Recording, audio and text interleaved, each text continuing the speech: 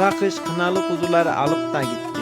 Mor koyunlar beyaza büründü, şiddetli lodos üst üste düşürdü. Karın altında canla başla süründü, kara kış kınalı kuzuları alıp da gitti. Kardan tipiden aşılamadı bayırlar, kör dumandan bulunamadı ahırlar. Ak günlerle kaplanmış boz çayırlar, kara kış kınalı kuzuları alıp da